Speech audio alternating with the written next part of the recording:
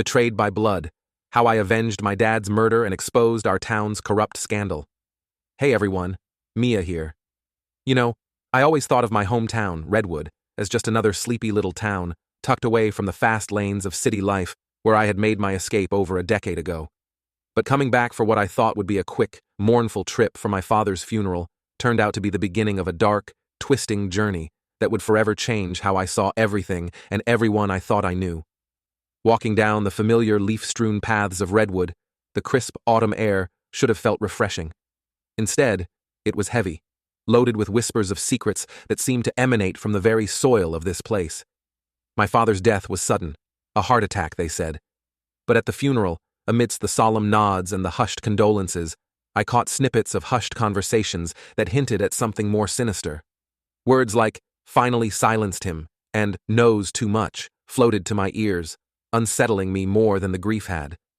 Returning to my family home felt eerie, like stepping onto the set of a movie about my life, except everything was a bit too still, a bit too perfect.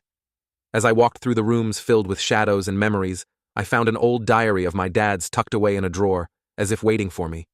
The diary hinted at things, terrible things, that tied my father to a local political scandal and an affair with a woman named Elena, whose name seemed to be written with a mix of affection and regret. Confronting my mother brought another layer of betrayal to light. She knew about the affair and the scandal, but chose silence to protect our family's reputation. Suddenly, the father I mourned and the town I remembered felt like intricate facades, behind which lay a maze of deception I was only just beginning to uncover. So, here I am, sharing this with you, not just to unload, but maybe to make sense of it all myself. Stick around if you're interested. This story is just beginning, and I have a feeling it's going to get a lot darker before any light comes through. The days following the funeral were a blur of confusion and late-night readings from my father's diary. Each page I turned felt like peeling back layers of a life I never knew he lived. The more I read, the more I realized that the man who raised me had been a stranger in many ways. The diary was cryptic, filled with anxious scribbles about meetings with unnamed officials and money that needed to be handled with care. It was like decoding a spy novel, except the characters were too real and the stakes were personal. One chilly evening, as the wind howled outside like a warning, I stumbled upon several entries concerning Elena. These were different. They were tender, filled with remorse and longing. According to my father, Elena was more than just a lover.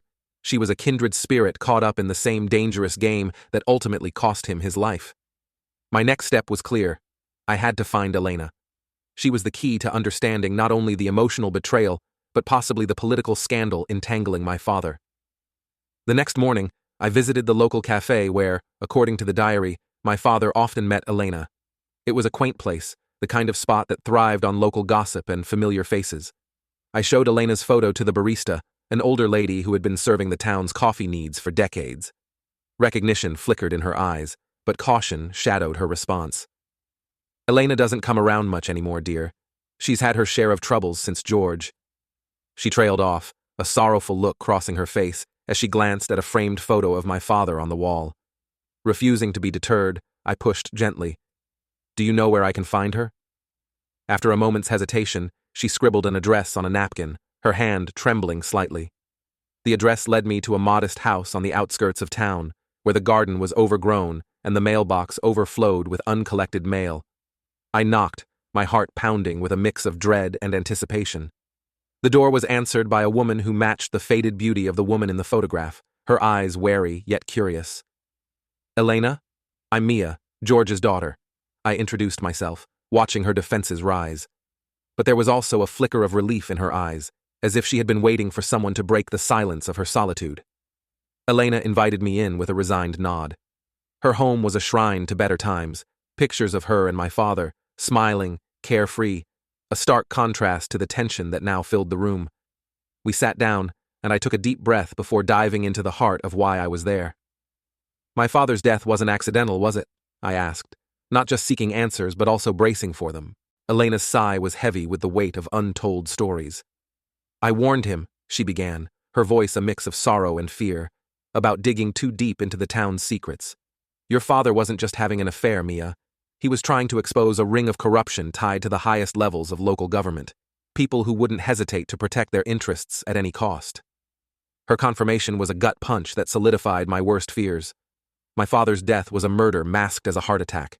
And now, knowing what he was up against, I understood the danger of what I was stepping into. But there was no turning back.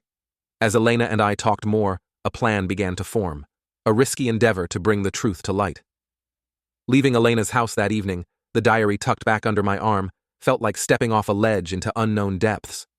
Redwood wasn't just my hometown anymore. It was a battlefield, and I had just walked into the fray, armed with nothing but a dead man's secrets and a burning need for justice. The following days were a whirlwind as I pieced together the narrative my father had left behind in his cryptic notes and Elena's fearful whispers. I dug deeper into the names and events mentioned in his diary, each step uncovering layers of deceit woven into the fabric of Redwood's leadership.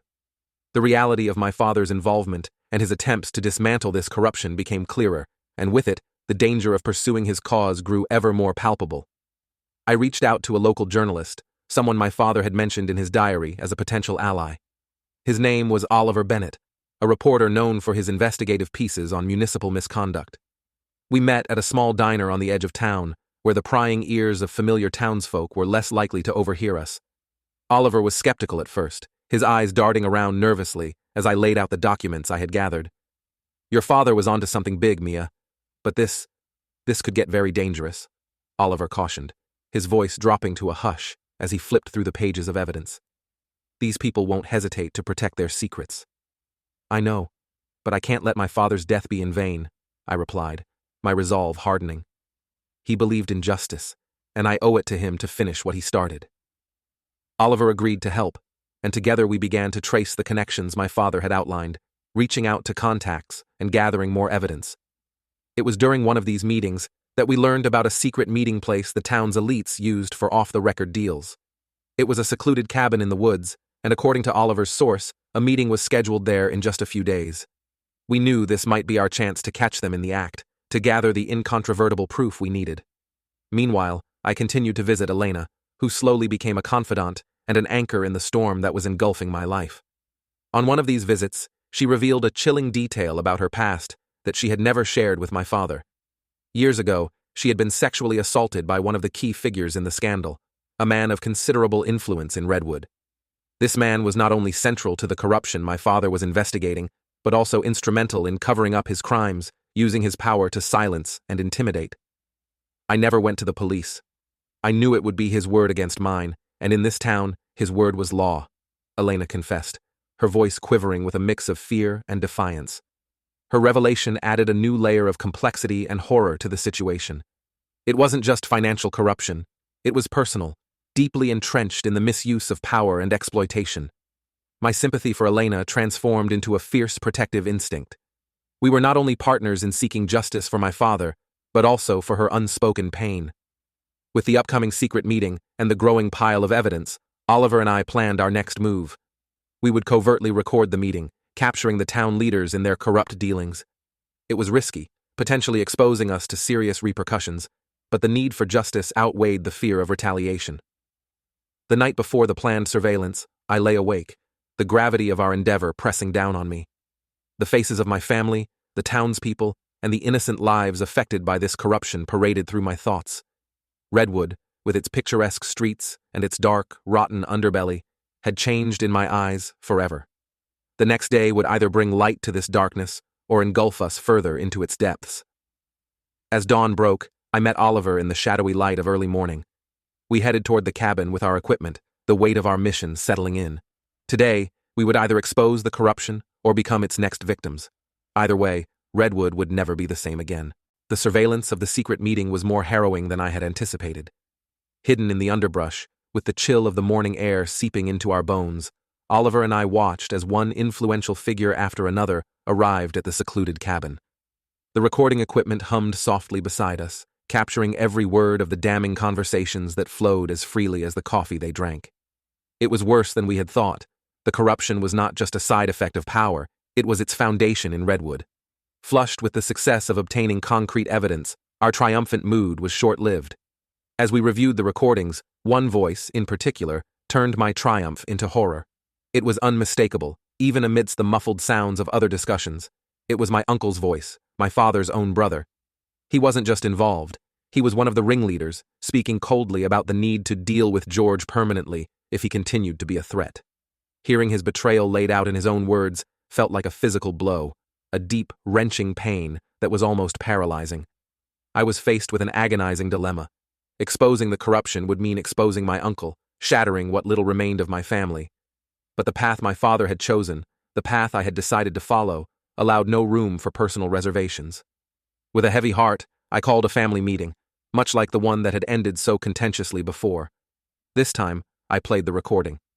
The room was deathly silent as my uncle's voice filled the space, detailing transactions and coercion, and his involvement in my father's untimely demise. When it was over, the silence hung heavy, fraught with shock, betrayal, and disbelief. My mother's face was ashen, her eyes wide with a dawning realization and horror. My uncle sat frozen, his facade of innocence shattered. "Mia, my mother started, her voice a whisper, but I raised my hand to stop her. "Don't," I said, my voice firmer than I felt. "There's nothing to say that can change what we just heard." The confrontation escalated quickly. My uncle, now desperate and cornered, admitted to his role in the scandal and even implicated others. But he showed no remorse, no guilt for his actions or for the brother he had betrayed. "It was business, Mia. You wouldn't understand," he said coldly, his eyes avoiding mine. Business. The word echoed mockingly in my mind. How could family be reduced to mere transactions? I reported everything to the authorities, including my uncle's involvement. He was arrested amidst a flurry of media attention, which turned our private betrayal into public scandal. The family business, the pride of my father's life, crumbled as its connections to the corruption were laid bare. The fallout was immediate and devastating.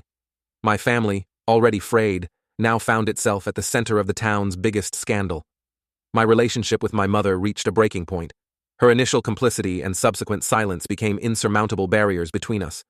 She could not forgive herself, and I could not forget her role in the charade that cost my father his life. As the scandal continued to unfold, with arrests and trials beginning to reshape the town's leadership, I felt more isolated than ever. The betrayal of my family, particularly by my uncle, was a wound that refused to heal. I had followed the path of truth, as my father had, but at what cost? Redwood had once been my home, but now it felt like a landmine of memories and treachery, every corner a reminder of a loss too profound to bear. As the legal battles waged on and the town slowly began to cleanse itself of the years of corruption, I knew my time in Redwood was drawing to a close. The place I had once longed to return to had become unrecognizable, tainted by the shadows that had always lingered just beneath its serene surface. As the legal repercussions rippled through Redwood, I could feel the tension in the town reach its boiling point. The community was split. Some rallied behind the actions taken against the corrupt leaders, while others, whose lives had been intertwined with the status quo for decades, resisted the upheaval. My involvement became public knowledge, and with it came a mix of support, suspicion, and outright hostility. My presence at the local grocery store or at the post office elicited whispers and stares that bore into me like ice. The climax of this ongoing drama was set to unfold at the annual Redwood Town Gala, a traditionally unifying event that now promised to be a battleground of ideologies and loyalties. Elena and I planned to use this occasion to further expose the depths of the corruption, armed with all the evidence we had gathered. We knew that with the town's most influential people gathered in one place, our revelations would make the biggest impact. The night of the gala, the air was thick with tension, and the grand hall was buzzing with an undercurrent of unease. I arrived with Oliver and Elena, our resolve masked by the formal attire we wore. As the evening progressed, I could see the unease in the eyes of many attendees, their glances darting nervously toward the small stage where announcements were usually made. Finally, the moment came. Oliver, Elena, and I made our way to the stage. The murmurs in the hall quieted as Oliver addressed the crowd, his voice calm but carrying a gravity that filled the room. He began by speaking about the town's legacy, about the values that Redwood supposedly stood for. Then, without warning, he shifted to the truth of the present, how those values had been corroded by greed and betrayal. As Oliver spoke, I presented the evidence, financial records, audio recordings, and testimonies that we had collected. The reactions were immediate and volatile. Some in the crowd seemed vindicated, their suspicions confirmed, while others reacted with anger, shouting denials and accusations back at us. Then, amidst the chaos, a figure pushed through the crowd towards the stage. It was the town leader who had assaulted Elena, his face contorted with rage.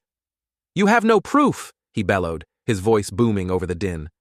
Elena stepped forward, her voice steady, but loud enough to carry across the room. "Not only do we have proof," she said, holding up documents and a flash drive, "but we have your own words."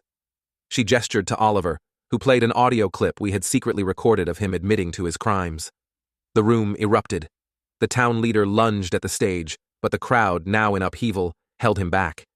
As he struggled, the police entered the hall, their arrival timed by prior arrangement with us. They navigated through the throng of gala attendees and apprehended him, his shouts still echoing as he was led away. In the midst of the commotion, a shot rang out. A moment of stunned silence fell over the hall before screams filled the air. I turned to see Elena collapse to the ground, a dark stain spreading across her gown. The town leader had managed to pull a hidden gun before being fully restrained. My heart froze as I rushed to her side, my hands trembling as I tried to apply pressure to the wound. Elena looked up at me, her eyes wide with shock and fading light. "I just wanted justice," she whispered before her eyes closed, and her body went limp. The aftermath of the shooting was a blur of paramedics, police, and crying onlookers. Elena was rushed to the hospital, but she didn't survive the night. The news of her death spread quickly, casting a dark shadow over the town. The gala, meant to be a celebration, ended in tragedy and chaos, reflecting the deep divisions and corruption that had been festering in Redwood for years. As the town grappled with the fallout, I stood outside the hospital, the cold night air numbing my skin, my soul hollowed out by grief and guilt. Elena had stood bravely with me, seeking to right the wrongs that had haunted her and taken my father. Now, she was gone, a martyr for a cause that had consumed us both. I was left to ponder the ruins of justice, wondering if the truth was worth the cost. The days following the gala were shrouded in a somber, heavy fog, both metaphorically and literally, as a persistent drizzle enveloped Redwood. The town was in a state of shock, grappling with the public unraveling of its leaders and the violent loss of Elena, who had become a symbol of the fight against corruption and abuse. As I attended Elena's funeral, the weight of solitude and despair was palpable. The small gathering was composed mostly of those who had supported her and our cause, their faces etched with sorrow and fatigue. I stood by her grave, feeling the cold rain seep through my clothes, mirroring the chill in my bones. Elena had been more than a partner in this crusade. She had become a friend, and her death left a void that echoed with endless questions about the worth of our struggle. With Elena gone and the scandal exposed, the town slowly began to adjust to its new reality. The corrupt leaders were prosecuted, their misdeeds laid bare for all to see. My uncle faced a lengthy prison sentence, his name forever tarnished by his greed and betrayal. While justice seemed to prevail, the cost was immeasurable, and for many, the victories felt hollow. My family was irreparably fractured. My mother, overwhelmed by the revelations and public disgrace, became a shell of her former self, retreating into a silent, mournful existence. Our home felt like a mausoleum, filled with the ghosts of what we had once been. Despite my attempts to bridge the chasm between us, the conversations with my mother were stilted, the space filled with unspoken recriminations and grief. She could not look at me without seeing the ruin of our family, and I could not erase the sense of betrayal that her silence had sown.